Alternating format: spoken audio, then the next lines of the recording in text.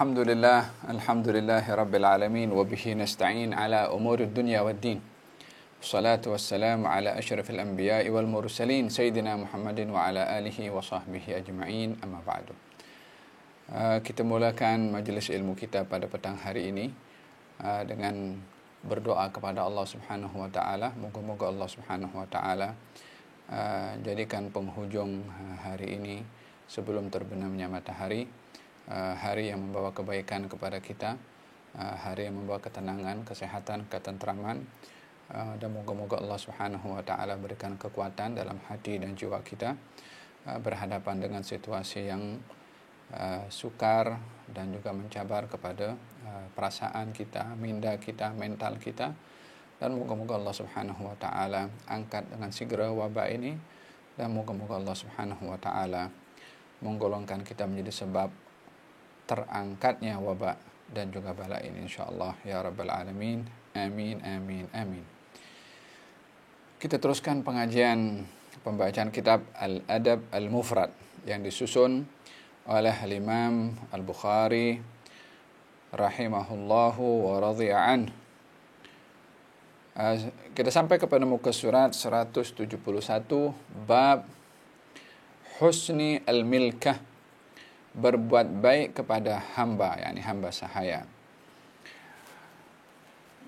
Kita perlu tahu bahwasanya hamba sahaya di dalam Al-Quran akan disebutkan dengan beberapa istilah. Ada kalanya disebutkan abdun, ada kalanya disebut juga milkul yamin, ya, milkul yamin, yakni yang dimiliki atau di bawah jagaan tangan seseorang, maksudnya yang di bawah tanggung jawab seseorang. Sejarah tentang penghambaan atau hamba ini adalah bermula daripada zaman dahulu lagi, bukan di zaman Islam sahaja yang membenarkan atau yang memberikan undang-undang tersendiri terhadap hamba sahaya. Sistem hamba sahaya memang sudah ada daripada zaman dahulu lagi. Bukan Islam yang mengadakan hamba sahaya atau sistem hamba sahaya. Akan tetapi Islam menyusun balik kekeliruan yang berlaku terhadap sistem-sistem, terhadap sikap-sikap yang tidak berperi kemanusiaan terhadap hamba sahaya. Kalau kita melihat di dalam Al-Quranul Karim, Allah Subhanahu wa taala ada menceritakan tentang penghambaan sebelum Islam, dan sistem yang penghambaan ini ada juga dalam agama-agama sebelum Islam, termasuk agama Yahudi, agama Kristen. Kalau kita merujuk dalam Al-Quranul Karim, Allah Subhanahu wa taala ada menceritakan bagaimana Nabi Yusuf alaihissalam dijadikan sebagai hamba yang dijual oleh seseorang yang menjumpainya di dalam perigi. Kisah Nabi Yusuf yang diceritakan asal usul beliau itu berada di istana adalah bermula daripada dijadikannya Nabi Yusuf sebagai hamba sahaya yang dijual belikan, wa syarauhu bi thamanin bakhsin, dan mereka membeli, yakni Nabi Yusuf, bi thamanin bakhsin, dengan harga yang murah, yakni karena hamba sahaya dijual belikan, maka dibeli Nabi Yusuf dengan harga yang murah disebabkan yang menjumpai Nabi Yusuf itu menjualnya hanya ingin duit, sementara hamba atau Nabi Yusuf yang dijual ini adalah hasil daripada temuan di perigi, dan mereka yang menjumpai Nabi Yusuf risau nanti orang lain tahu kalau ini adalah anak kepada orang lain, sehingga tak berjaya menjualnya, maka cepat-cepat dijual walaupun dengan harga yang murah. Maka dalam ayat ini ada menceritakan bahwasanya sistem penghambaan dahulu adalah bila jumpa anak di tengah-tengah jalan tanpa merujuk ini anak siapa, daripada mana, maka yang jumpa boleh menjadikannya ia sebagai hamba sahaya dan jual belikan ikut dia punya suka. Ada kalanya mereka menjadikan hamba sahaya dengan mencuri. Entah mencuri anak orang atau mencuri anak remaja, daripada satu keluarga, diambil, dirampas, kemudian dibawa ke satu tempat dan juga dijual belikan, maka akan menjadi juga hamba sahaya. Ini pada sistem-sistem yang dahulu ya. Salman Al-Farisi pernah menjadi atau dijadikan sebagai hamba sahaya disebabkan karena penipuan yang dilakukan oleh para peniaga, para pedagang. Salman Al-Farisi anak kepada pembesar daripada di Persia, sehingga ketika ingin ikut bersama dengan pedagang ke kota Madinah untuk mengetahui akhbar tentang Nabi akhir zaman, maka Salman ditipu oleh para pedagang, dijadikan ia dituduh sebagai hamba sahaya dan dijual kepada padri-padri, sehingga Salman menjadi hamba kepada seorang padri walaupun beliau anak orang pembesar di Persia pada waktu itu. Penghambaan yang berlaku adalah disebabkan karena penipuan. Dan berterusan Salman menjadi hamba daripada satu orang kepada satu orang sampai pada akhirnya dibebaskan oleh baginda Rasulullah sallallahu alaihi wa ala alihi wa sahbihi wasallam. Idzan berbicara tentang penghambaan yang ada dari zaman sebelum Islam, penghambaan asbabnya adalah ada banyak. Pencurian boleh menjadikan orang yang dicuri sebagai hamba sahaya. Atau luqatah atau laqit, dijumpai anak di tengah-tengah padang pasir atau tengah jalan, maka dijumpai tanpa ditanya anak siapa, akan diambil, akan menjadi hamba sahaya. Kemudian peperangan juga, kekalahan dalam peperangan pada musuh akan menjadi hamba sahaya juga. Jadi ruang untuk menghambakan pada zaman dahulu sebelum Islam adalah terbuka dengan begitu lebarnya, sehingga Islam datang menyempitkan asbab yang boleh menjadikan seseorang itu menjadi hamba. Berpegang kepada konsep pertama dalam nilai kemanusiaan, di mana manusia dicipta oleh Allah hanya untuk menjadi hamba kepada Allah Subhanahu wa taala. Dan tidak boleh menjadi hamba kepada sesiapapun, hatta menjadi hamba kepada hawa nafsunya sendiri. Maka berdasarkan dengan konsep penghambaan diri kepada Allah Subhanahu wa taala, Islam berusaha untuk menghentikan sistem penghambaan dengan satu, menyempitkan ruang untuk menghambakan orang lain. Tak boleh jumpa orang terus akan menjadi hamba sahaya. Tak boleh curi anak orang kemudian dijual untuk menjadi hamba sahaya. Tak boleh dalam setiap peperangan maka kekalahan musuh dalam peperangan terus akan bertukar menjadi hamba sahaya yang kalah. Tidak, disempitkan ruangnya oleh al-Islam dalam mengatur sistem penghambaan hanya daripada peperangan yang berlaku antara orang Islam dengan orang-orang kafir yang memerangi Islam. Dan ini tidak berlaku antara peperangan orang Islam dengan orang Islam, namun kepada orang kafir yang memerangi Islam, maka kekalahannya musuh akan menjadi salah satu sistemnya adalah menjadi penghambaan kepada orang Islam. Perlu disedari di sini hamba di dalam Islam bukan bermakna penghinaan kepada hamba tersebut, akan tetapi ianya adalah manfaat yang boleh didapat oleh tuan hamba dan manfaat yang boleh didapat juga oleh si hamba itu sendiri. Walau demikian, Islam tetap juga mengajak untuk menghentikan penghambaan ini dengan pelbagai macam cara. Jadi penghambaan dulu terlalu mengakar dalam masyarakat dan tidak mudah untuk dihilangkan. Dan cara Islam di dalam berhadapan dengan situasi yang sukar untuk dihilangkan serta-merta, maka ianya akan bertahap. Contohnya, khamar itu orang minum arak macam minum air mineral. Yani hari-hari orang minum arak pada waktu itu. Yani tak boleh hidup tanpa arak. Hampir setiap rumah itu menyimpan sekian banyak tong berisikan arak. buktinya ketika peringkat akhir ayat turun mengharamkan arak, kaum muslimin yang masih menyimpan arak pada waktu itu menumpahkan atau membuang tong-tong berisi arak sehingga jalan-jalan itu menjadi basah dengan arak. Ya, ini nak tunjuk bagaimana banyaknya arak pada waktu itu dan ingin menunjukkan bagaimana minum arak pada waktu itu adalah perkara yang biasa bagi masyarakat Arab pada satu ketika dahulu. Islam ketika ingin mengharamkan arak tidak sekaligus mengharamkan, sebab dia terlalu mengakar kuat di tengah-tengah masyarakat Arab pada waktu itu. Maka diberitahu, wahai orang-orang beriman, jangan kamu mendekati salat saat kamu dalam keadaan mabuk. Dibatasi minum arak selagi mana tidak menghampiri salat. Maka dalam hal ini terhad masa mereka untuk minum arak hanya selepas isya dan selepas subuh. Sebab antara salat antara isya ke subuh jauh dan subuh ke zuhur pun jauh. Antara zuhur sampai maghrib terlalu dekat, so mereka tak dapat minum arak, dibatasi waktunya.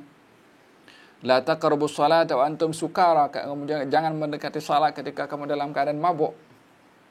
Kemudian ayat yang kedua, ini yang ayat yang pertama belum lagi mengharamkan, hanya memberitahukan jangan dekati salat saat kamu dalam keadaan mabuk.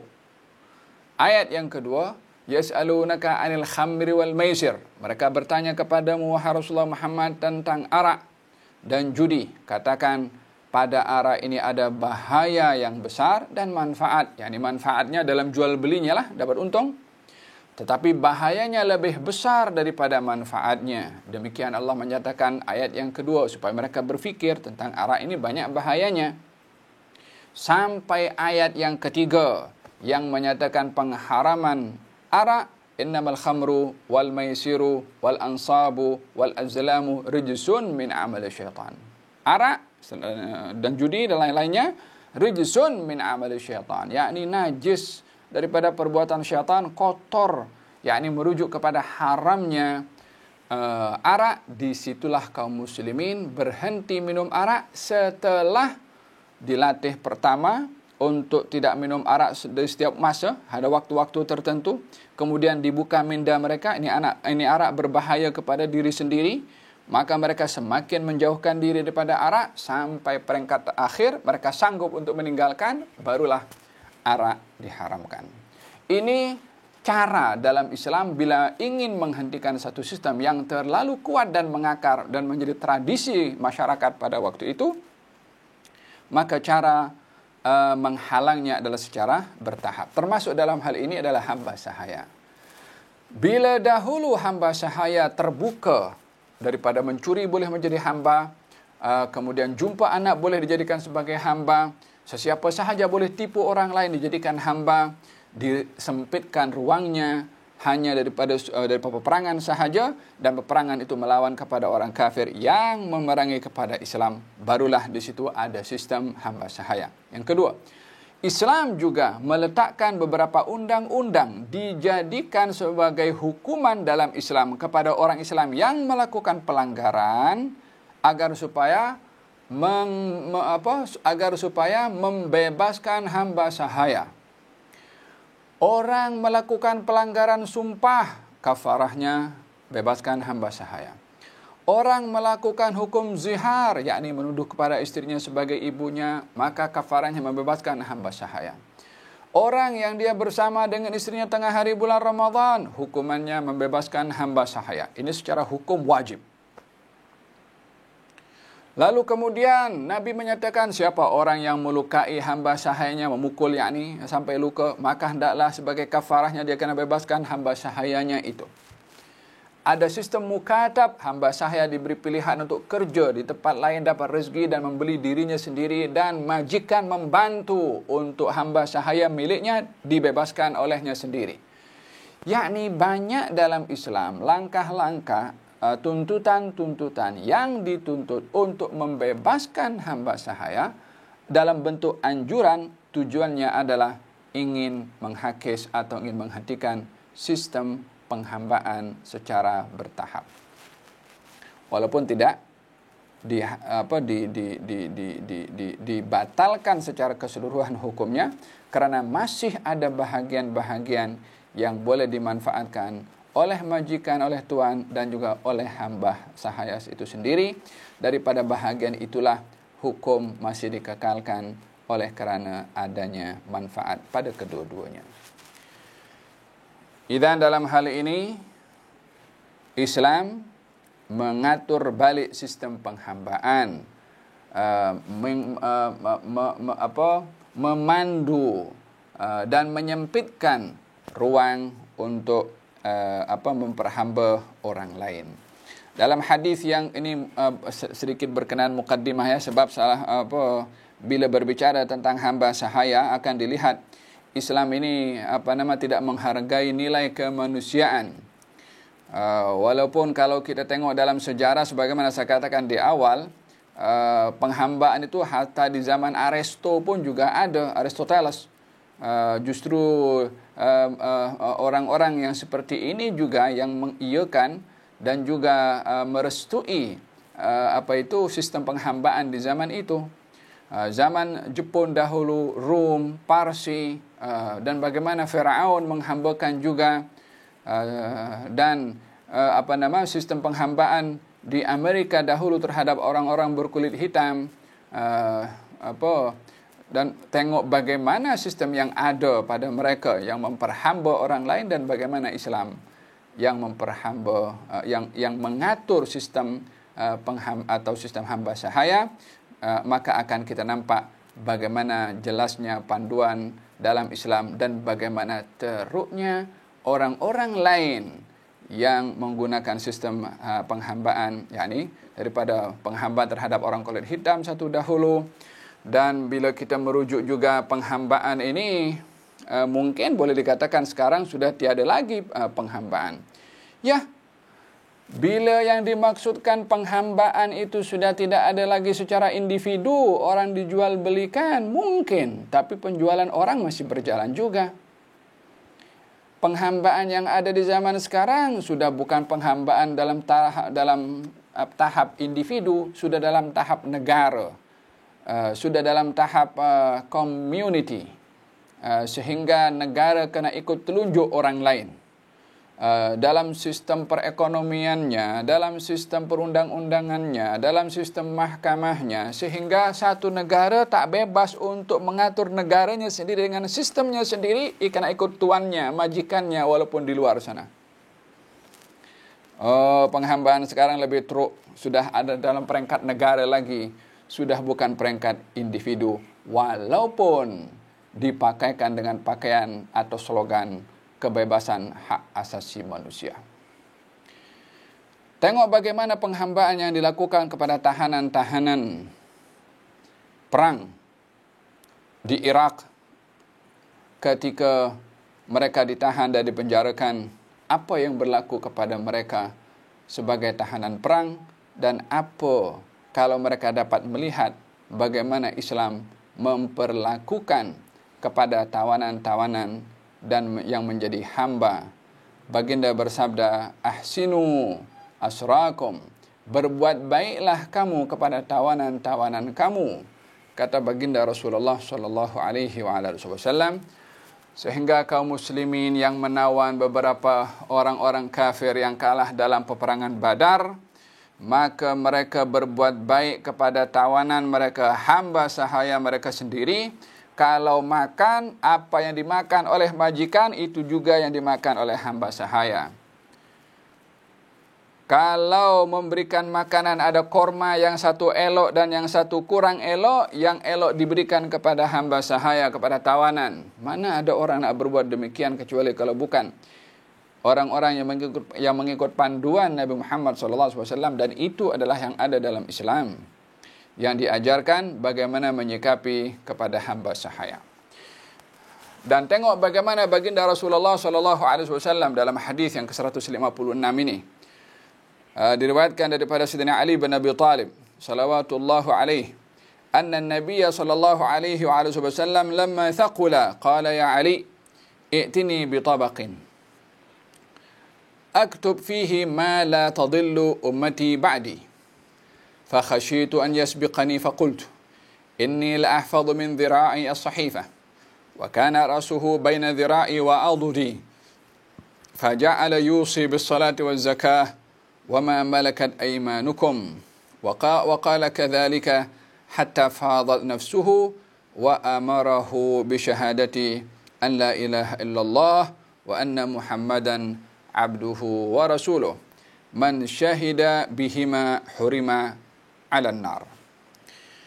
Sayyidina Ali bin Abi Thalib meriwayatkan kepada kami bahwasanya Nabi SAW ketika sakit tenat, yakni di penghujung hayatnya, bersabda, "Wahai Ali, pinjamkan bahumu untukku kerana aku ingin menulis sesuatu yang dapat dipegang kepada umatku agar tidak tersesat selepasku.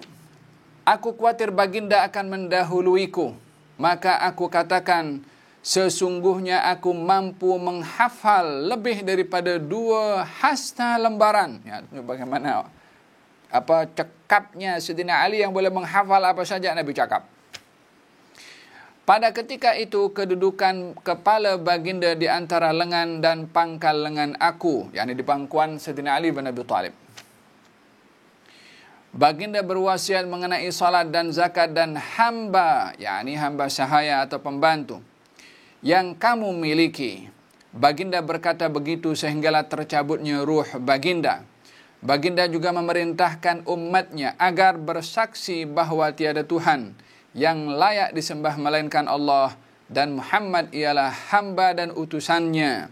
Sesiapa yang bersaksi dengan kedua-duanya, maka dirinya akan diharamkan daripada seksaan api neraka. Ya, hadis ini memberitahukan baginda Rasulullah berada dalam pangkuan Sayyidina Ali bin Abi Thalib. Dan juga dalam riwayat yang lain dinyatakan baginda Rasulullah berada dalam pangkuan Siti Aisyah radhiyallahu anha wa ardhaha sampai akhir hayatnya. Ianya adalah merujuk kepada keadaan yang berlaku lebih daripada sekali. Ada kalanya baginda Rasulullah berada dalam pangkuan Sayyidina Ali, ada kalanya baginda berada bersandar pada Siti Aisyah pada akhir-akhir hayatnya. Disebabkan oleh kerana kebiasaannya bila lelaki yang datang menziarahi Rasulullah, maka ahli keluarga Rasulullah akan berada di dalam. Dan yang ada di situ adalah kalangan kaum lelaki sahaja. Maka pada saat itu baginda bersandar pada pangkuan dada Sayyidina Ali bin Abi Thalib seperti dalam hadis ini. Dan adapun riwayat yang lain yang menyatakan kalau baginda Rasulullah berada dalam atau bersandar pada Siti Aisyah saat wafat, maka ianya adalah merujuk ketika akhir hayat Rasulullah SAW dan ketiadaan sesiapapun daripada tetamu selain daripada ahli keluarga Nabi Muhammad SAW. Ini untuk nak menggabungkan antara 2 riwayat yang berbeza. Satu menyatakan Nabi saat wafat di pangkuan Sayyidina Ali seperti dalam hadis ini, dan satu lagi hadis yang menyatakan kalau baginda wafat pada saat bersandar dengan Siti Aisyah radhiyallahu anha wa ardhaha.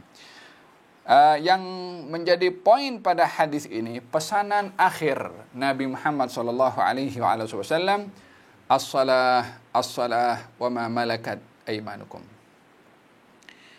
Salat, yakni jaga salat dan juga jaga hak hamba sahaya. Yakni pesanan terakhirnya Nabi itu, yang pesanan ini tak akan disampaikan kecuali teramat penting karena menjadi wasiat yang terakhir, dan pastinya wasiat terakhir itu yang paling penting untuk disampaikan. Maka pesanannya adalah tentang salat dan juga menjaga hak hamba sahaya. Dengan demikian bukan perkara yang mudah mengenai hamba sahaya untuk dilihat sebagai manusia yang boleh dihina, ditindas, dipekerjakan lebih daripada kemampuannya. Tidak demikian. Justru yang Nabi pesankan untuk bersikap baik kepada hamba sahaya, itulah pesanan terakhir baginda Rasulullah. Di dalam beberapa panduan-panduan yang Nabi sebutkan di dalam menyentuh tentang bagaimana memperlakukan hamba sahaya. Katanya, baginda bersabda dalam hadis, katanya, "I'lam ya Aba Mas'ud," dia mengatakan kepada seorang sahabat bernama Abu Mas'ud. "I'lam Aba Mas'ud, i'lam Aba Mas'ud, i'lam Aba Mas'ud," katanya. "Hati-hati wahai Abu Mas'ud, hati-hati wahai Abu Mas'ud." Ini Abu Mas'ud, dia ada hamba sahaya. Hamba sahayanya berbuat silap, maka dipukul oleh Abu Mas'ud. Kata Nabi, "Hati-hati kamu, hati-hati kamu, hati-hati kamu. Allah lebih mampu kepada kamu berbandingkan kamu terhadap hamba sahaya kamu." Kata baginda Rasulullah mengatakan kepada Abu Mas'ud yang memukul kepada hamba sahayanya, "Kamu pukul kepada hamba sahaya kamu mampu, Allah lebih mampu untuk memukul, menghukum kepada kamu." Abu Mas'ud balik pergi ke rumah, panggil hamba sahaya, dibebaskan oleh Abu Mas'ud. Kau bebas di jalan Allah, kerana Allah Subhanahu wa taala. Takut apa yang dipesankan oleh Nabi daripada hukuman Allah kepadanya karena perbuatannya yang menyakiti kepada hamba sahayanya, maka sebagai kafarah atas perbuatan itu Abu Mas'ud membebaskan hamba sahayanya. Dia datang kepada Rasulullah dan memberitahukan, "Ya Rasulullah, aku sudah bebaskan hamba sahaya aku." Kata Nabi, "Kalau kamu tak buat, kamu akan disentuh oleh api neraka." Hadza bagaimana Nabi memberi perhatian kepada hamba sahaya. Baginda bersabda, "Ikhwanukum khawalukum, ja'alallahu tahta aidikum." Pembantu-pembantu kamu, hamba sahaya kamu, saudara kepada kamu, di bawah jagaan dan tanggung jawab kamu. Beri makan kepadanya apa yang kamu makan. Beri pakaian kepadanya apa yang kamu pakai. Mana ada orang yang zaman dahulu yang memperhambakan orang lain punya aturan seperti diajar oleh Nabi Muhammad sallallahu alaihi wa ala alihi wasallam. Kemudian kata baginda Rasulullah sallallahu alaihi wa wasallam, "Limamlukin ta'amuhu wa qutuhu wa la yukallafu fil amal ma la yutiq." Bagi yang membantu kerja kepada kamu, hamba sahaya atau pembantu, diberi makan seperti mana kamu makan, dan janganlah kamu mempekerjakan kepadanya di luar kemampuannya. Hadza berkenaan dengan bagaimana sistem yang ada di dalam al-Islam berkenaan dengan hamba sahaya. Kemudian dalam bab-bab yang berikutnya lebih kurang saya sentuh dari mukaddimah tadi, bagaimana hukuman orang berbuat jahat kepada hamba sahaya pada bab 83 saya sudah sentuh sedikit.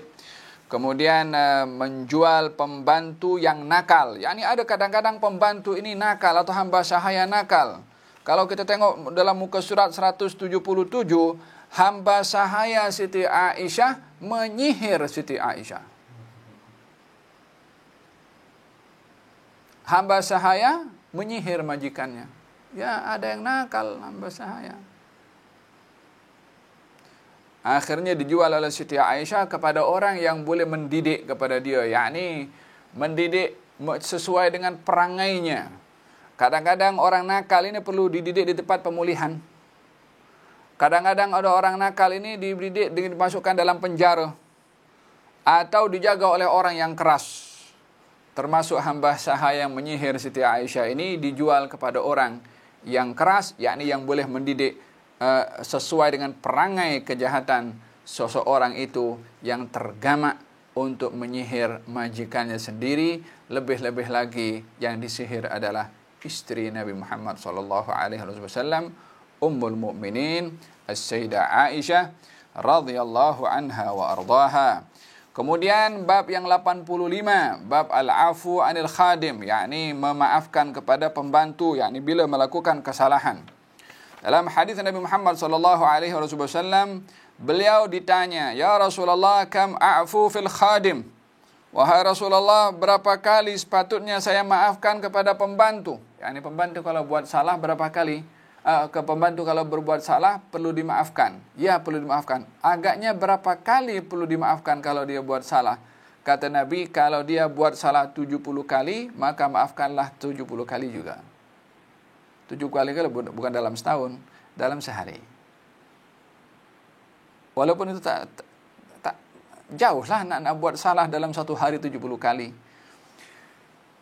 Masalah bukan pada 70 atau 7 atau 17.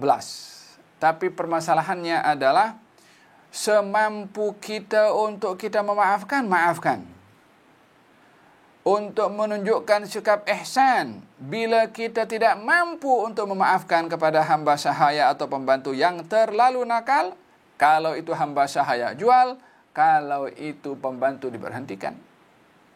Tapi untuk menindas, untuk memukul seperti mana sebahagian yang berlaku sampai kena ayan, ya kan?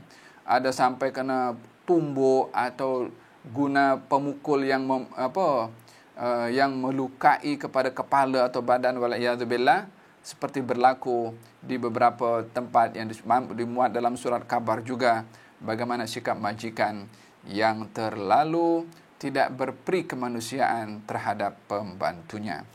Wa fil hadis Nabi bersabda, janganlah kamu pukul pembantu-pembantu kamu, karena pembantu itu memecahkan pinggan mangkuk kamu.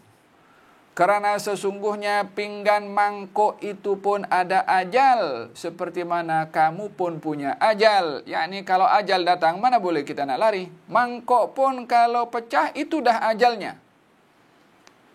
La ilaha illallah. Nabi pun memberikan penjelasan bahwasanya pinggan mangkuk pun juga ada ajal. Yang ingin memberitahukan jangan sampai perkara kecil yang berlaku akan mengambil tindakan dan sikap daripada majikan yang tidak berperi kemanusiaan. Adakah bermakna kalau hamba melakukan kesilapan, pembantu berbuat silap, kita tidak boleh menghukumnya, kita tidak boleh menegurnya? Boleh menegur, boleh menghukum sesuai dengan kesalahannya tanpa menyalahi batasan hukum syara' di dalam menghukum. Idza daraba ahadukum khadimahu falyattaqil wajhah. Kalau salah seorang daripada kamu memukul atau menghukum kepada pembantu atau hamba sahaya, maka janganlah menghukum pada wajahnya. Jangan tampar pada muka. Jangan tumbuk pada muka. Jangan menggunakan apa benda yang boleh mematahkan atau melukai kepada sampai lebam kepada tubuh badannya. Faham tu? Bila tidak sanggup, berhentikan. Tiada hak bagi majikan untuk menjadikan pembantu sebagai makhluk yang boleh diseksa berbuat apa saja. Kalau kepada binatang tak boleh, apatah lagi kepada manusia. Di antara panduan Islam agama terhadap hamba sahaya atau terhadap pembantu, baginda bersabda, u'tul ajira ajrahu qabla an yajiffa araquh. Berilah kepada pembantu itu upahnya sebelum keringatnya kering. Jangan tunda-tunda. Sebahagian majikan simpan duit pembantu untuk diinvest. Sementara dia nak juga duit itu keperluan ahli keluarganya. Tunda sebulan, 2 bulan, 3 bulan. Faham tu? Thalathun ana khasamtuhum. Ada 3 yang aku akan tuntut. Yani ada 3 yang Nabi sendiri akan tuntut di hadapan Allah. Nabi sendiri akan tuntut. Yani seakan-akan nak menggambarkan nak jadi lawyer. Nak tuntut, nak bela orang yang menyakiti kepada hamba sahaya. Hak hamba sahaya, hak pembantu itu akan dibela oleh Nabi. Nabi akan tuntut orang yang berbuat jahat kepada pembantu dan hamba sahaya, nanti di akhirat akan dituntut di hadapan Allah. Gal thalathun ana khasamtuhum. Ada 3 yang aku akan tuntut nanti. Di antaranya, rajulun istajara ajiran fastawfa fihi walam yufi ajrahu. Seorang yang mempekerjakan pekerja. Pekerja itu penuhi kerjanya, namun majikannya tidak memenuhi bayarannya, gajinya, upahnya. Ini akan dituntut oleh Nabi Muhammad sallallahu alaihi wa ala alihi wa sahbihi wasallam. Hadza berkenaan dengan bagaimana seseorang menyikapi kepada hambanya atau kepada pembantunya dan juga kepada walaupun berbuat kesalahan.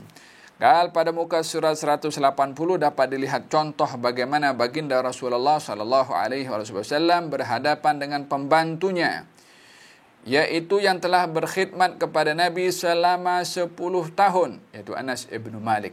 Katanya, an Anasin qal qadima an-nabiy sallallahu alaihi wa alihi wasallam al-Madinata wa laysa lahu khadim fa akhadha Abu Talhah biyadi fantalaqa bi hatta adkhalani ala an-nabiy sallallahu alaihi wasallam faqala ya nabiy Allah inna Anasan ghulamun kayyisun labib falyakhdumka qal fakhadamtuhu fi as-safari wal hadar maqdamahu al-Madinata hatta tuwfiya sallallahu alaihi wa alihi wasallam ma qala li shay'in sana'tu lima sana'ta hadha wa hadha hakadha wala qala li shay'in lam asna'hu ala sana'ta kadha hadha ala sana'ta hadha hakadha.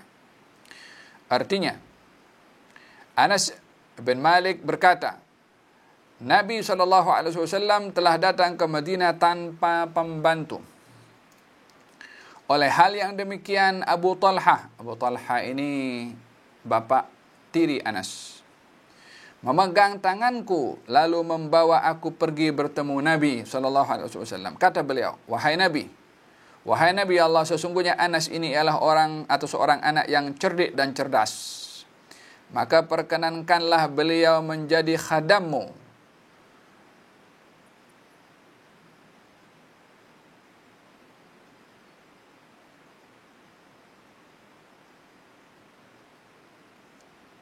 Menurut Anas, ini kenapa ada tuan sini ya?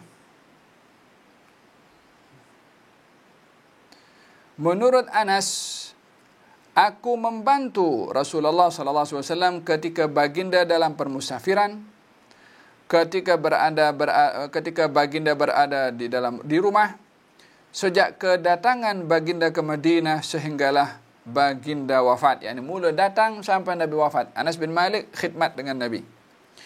Bagaimana baginda tidak pernah meleteriku, yakni menegur banyak atas sesuatu yang aku lakukan, seperti mengapa kamu lakukan begitu.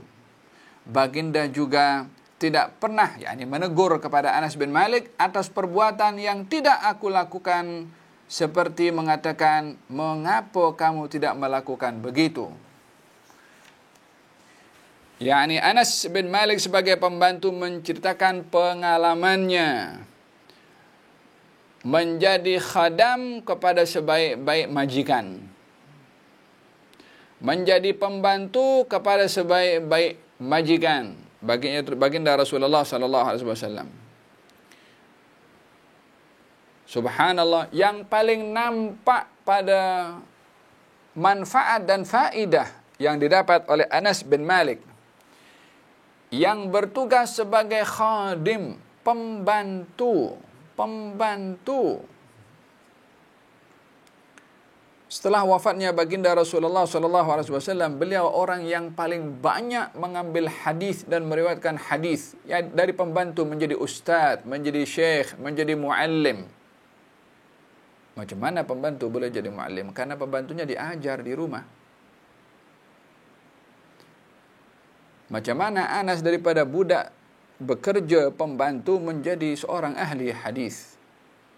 Kalau bukan oleh kerana pembantu pun juga mempunyai hak kepada majikan untuk ditegur, untuk dinasihat, untuk diajar, untuk diperhatikan solat atau tak solat, puasa atau tak puasa, tahu mana halal, mana haram. Kalau perempuan menjadi pembantu di rumah dan ada lelaki yang bukan muhrim, hendaklah dia menutup aurat. Ini semua bahagian daripada adab dalam syarak. Hadza berkenaan dengan bagaimana selama 10 tahun Anas bin Malik berkhidmat dengan Rasulullah sallallahu alaihi wasallam.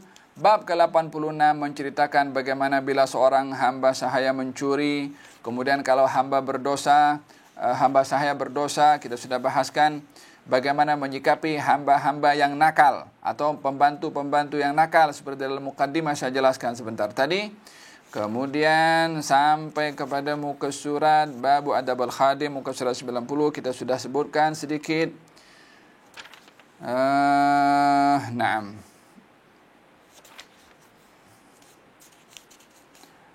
Dalam panduan hadis-hadis ini memberitahukan mendidik kepada hamba sahaya atau menghukum kepada hamba sahaya hendaklah mengelak daripada memukul wajahnya. Dan seperti saya katakan bahwasanya hamba sahaya mempunyai hak kepada majikan untuk diperhatikan salatnya, diperhatikan pengetahuan halal dan haramnya supaya tidak membawa benda-benda yang haram ke dalam rumah. Tahu macam mana tuntutan yang diwajibkan dalam syarak kalau dia seorang muslim atau muslimah, baik seorang driver, sebagai cleaner, sebagai kerja dapur, diperhatikan bahagian-bahagian yang dituntut oleh syariat yang juga menjadi tanggungjawab kepada majikan. Nah, kemudian ada disebutkan di sini, adakah hamba sahaya perlu sekali duduk makan bersama dengan tuannya? Hamba sahaya kadang-kadang boleh disuap oleh majikannya. Ya Allah, tengok macam mana adab-adab yang ada di sini. Menyatakan tentang bagaimana hamba sahaya tak ubahnya macam salah satu daripada keluarga. Wallahu ta'ala a'lam bis-shawab. Saya ingin kena jawab beberapa soalan. Dan bab yang akan datang kita akan bahaskan tentang bab ar-rajul ra'in fi ahlihi. Muka surat 230. Yang sebelum-sebelumnya hadis menyentuh tentang hamba sahaya. Saya ingin difahamkan ada beberapa soalan. Saya akan cuba bacakan beberapa soalan. La ilaha illallah Muhammad Rasulullah.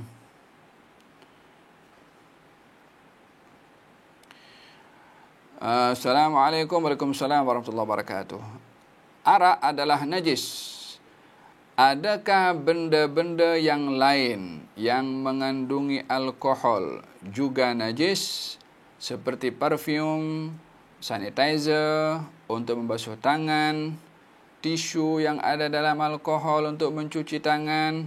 Adakah batal wudu kita kalau memakai benda-benda itu? Tayyib. Jadi dalam soalan ini saya ingat ada dua perkara yang perlu untuk diperjelas. Yang pertama, adakah arak atau hal-hal yang mengandungi alkohol itu najis atau tidak? Yang kedua, adakah benda najis kalau kena kepada orang yang berwudu, kena wudu balik, atau adakah membatalkan wudu atau tidak? Saya jawab yang akhir dulu, yaitu adakah semua benda najis membatalkan wudu kalau kena kepada tubuh badan kita? Jawabannya tidak. Yang membatalkan wudu, satu, keluarnya sesuatu daripada qubul dan dubur, daripada kemaluan depan dan juga belakang. Apa saja yang keluar akan membatalkan wudu kecuali mani. Yang kedua, hilangnya akal, yakni karena tidur atau karena gila, kecuali tidur dalam keadaan duduk di atas tanah yang menutup, laluan angin untuk keluar daripada belakang. Yang ketiga, menyentuh kemaluan. Yang keempat, menyentuh perempuan yang bukan muhrim, perempuan yang dewasa, bersentuhan kulit. Maka perkara-perkara ini yang membatalkan al-wudu.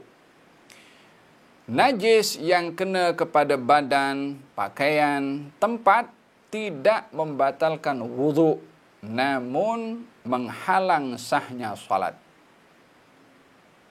Najis yang ada pada badan kita, pakaian kita, tempat persembahyangnya kita, tidak membatalkan wudu, namun menghalang sahnya salat. Karena syarat salat tidak boleh ada najis pada badan, pakaian, dan tempat. Jadi kalau barang kita ada najisnya bagaimana? Salat tak sah. Ya, kalau ada najis pada badan, pada pakaian, dan tempat, najisnya saja dibersihkan. Najis bersih, terus salat, tak payah wudu balik. Ya, ini berkenaan dengan katalah tangan kita kena darah. Atau tangan kita kena arak, bagi orang mengatakan arak itu najis. Apa patut dibuat? Ya, bahagian yang kena najis itu dibersihkanlah sampai hilang najisnya, tak ada bau, tak ada rasa, tak ada warna. Silahkan salat tanpa berwudu balik. Kecuali kalau najis itu sebagaimana saya katakan, yang keluar daripada qubul dan dubur. Ini soalannya satu, cuma saya pecah kepada dua karena soalan yang terakhir itu ada mengatakan adakah perlu wudu balik kalau ada najis. Berkenaan dengan alkohol atau dengan khamar, ada perbezaan ulama, adakah alkohol itu najis atau tidak. Yang perbezaan ini akan yakni perbezaan hukum alkohol akan menyebabkan implikasi daripada sesuatu yang beralkohol. Madhab pengikut Imam Syafi'i ada mengatakan kalau alkohol itu najis, sehingga yang bercampur dengan alkohol akan menjadi najis, termasuk arak dan juga lain-lainnya. Pendapat Imam Abu Hanifah mengatakan alkohol tidak najis. Yang haram pada arak minumnya, namun cairannya tidak najis. Adapun kalimat dalam Quran yang mengatakan rijsun atau itu najis atau kotor, merujuk kepada bahaya yang ada pada khamar, bukan kepada zat cairan khamar itu sendiri. Oleh sebab itu, di dalam Al-Quran, dalam hadis ketika menafsirkan tentang khamar, Nabi bersabda, kullu muskirin khamrun. Semua yang memabukkan itu khamar. Dadah, khamar juga. Walaupun bahannya daripada serbuk, mungkin kalau dipegang pun tak ada najis. Tapi itu rijsun, kotor. Apa sebabnya? Implikasinya mempunyai fungsi yang lebih true atau mungkin sama dengan khamar, yaitu menghilangkan kewarasan atau kesadaran pada akal fikiran. Jadi berkenaan dengan masalah khamar itu adalah najis atau tidak, saya ketengahkan tadi beberapa pendapat ulama mengenai hukum alkohol dan apa yang bercampur dengannya. Walaupun dalam mazhab Imam Syafi'i atau pengikut mazhab Imam Syafi'i mengatakan yang parfum ini dilihat umumul balwa, yakni umumul balwa maknanya boleh kata tak boleh nak mengelak karena semua orang lebih kurang menggunakannya, maka mereka lebih mengambil pandangan yang mengatakan kalau alkohol itu sendiri tidak najis, sehingga yang terkena dengannya baik menggunakan parfum atau seumpamanya tidak membawa najis baik pada badan atau pakaian atau tempat, walaupun kalau ingin mengambil sifat atau sikap wara, berhati-hati daripada hal yang menjadi pertikaian oleh para ulama termasuk hukum alkohol. Jadi melihat kepada sukarnya di zaman ini untuk mengelak daripada menggunakan parfum, maka ada pendapat yang juga digunakan dalam mazhab Imam Syafi'i disebabkan oleh karena tak boleh nak mengelak, maka dalam hal ini tidaklah najis menggunakan parfum yang bercampur dengan alkohol. Wallahu ta'ala alam bisawab. Saya ingat sudah sampai pada pukul 6. Soalannya hanya ada satu ya Syafiqnya. Tayyib. Alhamdulillah.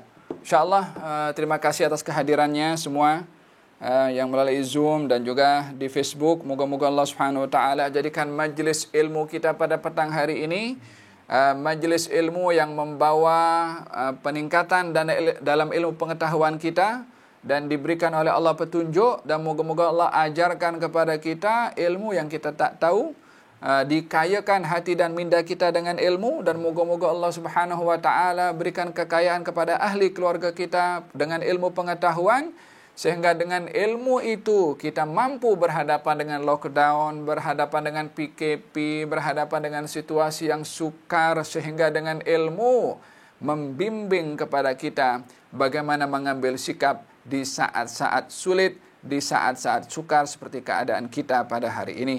Dan moga-moga Allah Subhanahu wa taala segera angkat wabak ini, dan moga-moga Allah Subhanahu wa taala segera kembalikan kehidupan kita lebih baik daripada sebelumnya ya rabbal alamin. Dan moga-moga Allah Subhanahu wa taala pelihara kita dan ahli keluarga, dijauhkan daripada stres, dijauhkan daripada gelisah, dijauhkan daripada kebimbangan, dijauhkan daripada tension, dan moga-moga Allah Subhanahu wa taala berikan kepada hati kita lapang dan jiwa kita tenang. Amin ya rabbal alamin. Amin ya rabbal alamin. Amin ya rabbal alamin.